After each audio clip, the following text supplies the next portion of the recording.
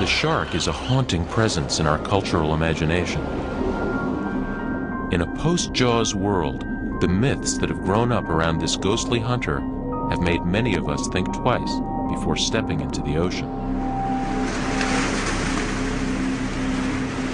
But we don't need to believe the horror stories about merciless man-eaters to be afraid. The reality is scary enough. A woman in her 50s, who witnesses say was an avid swimmer, was attacked while on a morning swim near the outlet. Worldwide, unprovoked shark attacks on people are on the rise, and have been for the last century.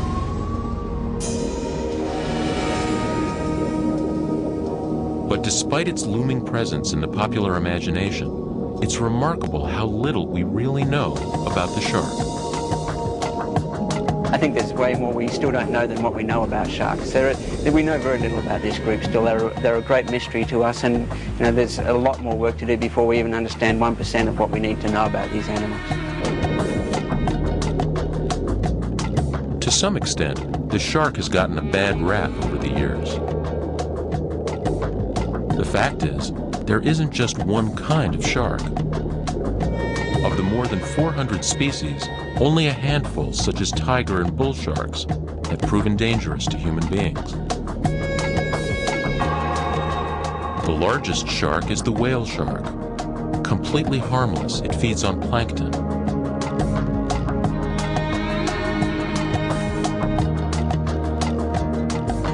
Tourists can dive safely with hordes of reef sharks. Nurse and lemon sharks go out of their way to avoid human encounters.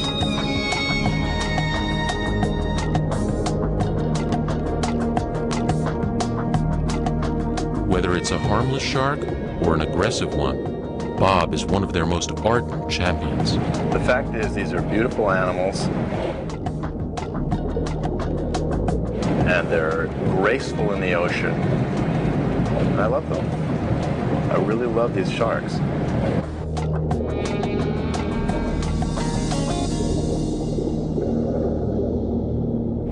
These white sharks are down here under the water, battling for their own space with each other and with man. They're just trying to make a living. They gotta eat tuna, they gotta eat sea lions. They're just doing what sharks do. And what the shark does best is hunt.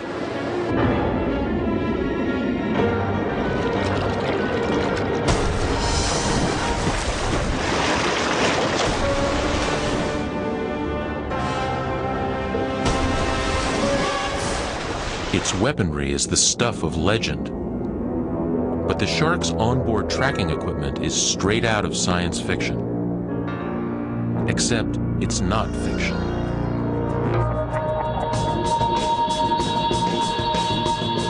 A shark uses a full 2/3 of its brain just for smelling. It can detect the slightest trace of blood in the water, and its sense of smell is directional. Its 2 nasal cavities allow it to pinpoint the source of the smell, in the same way our 2 eyes can determine depth of field. If there's only 1 part blood to 25 million parts seawater, the shark can pick it up. This skillful tracker also relies on sense organs called the ampullae of Lorenzini, which detect the electrical fields generated by other sea creatures. Its lateral line can sense vibrations in the water caused by the movement of an animal nearby. But for long-distance sensing, the shark needs its ears. We may not be able to see a shark's ears very easily, but they can hear us from more than half a mile away. They are particularly attuned to the intermittent low-frequency sounds made by an infirm or wounded animal. But though our understanding of their remarkable senses is improving, continued scientific research on sharks has been hobbled by a couple of obvious problems. For one thing, not every researcher is willing to get up close to a proficient killer on its home ground. These are very difficult animals to work on in the wild. They're hard to observe. They're hard to attract. They sort of resemble the natural prey, the larger prey of the shark. So we've got a big... And even if the spirit is willing, the technology is weak.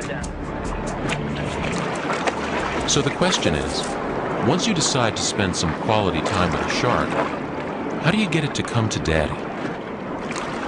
You, come here, Bob. With other less daunting creatures, we use a couple of tried and true methods. Let me tell you a secret. Come here. Cooing and cajoling works in some cases. Others seem to respond well to old-fashioned bribery.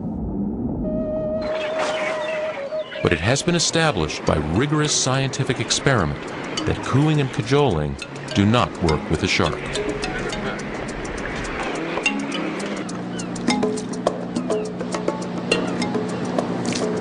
As for bribery, this is the conventional shark bribe.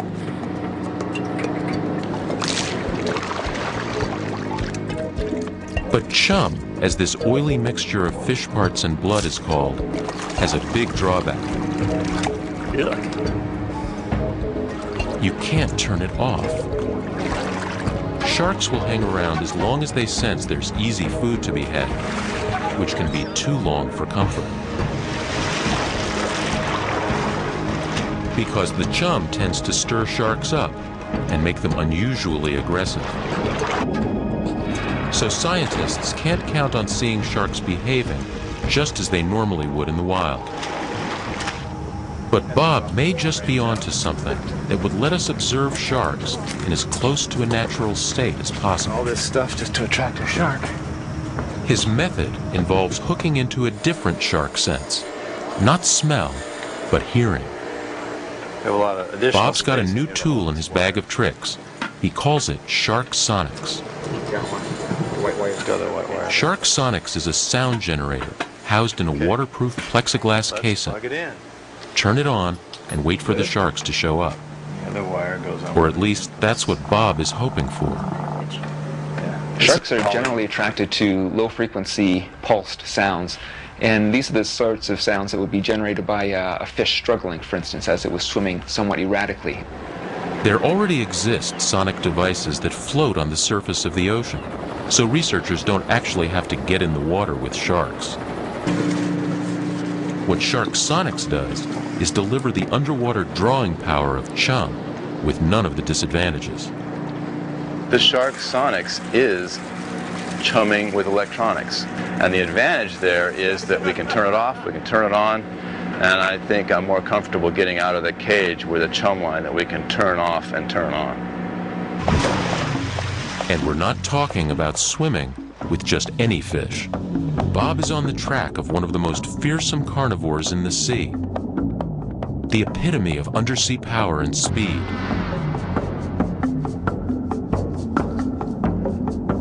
The great white.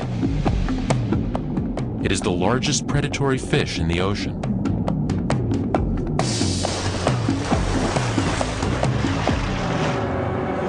It can grow to more than 21 feet in length.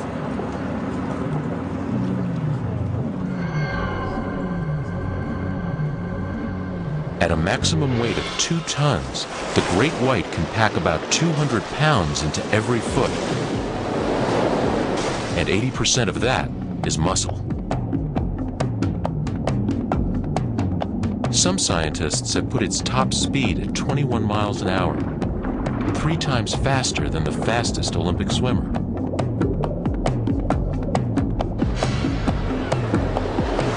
There are relatively few of these sharks in existence.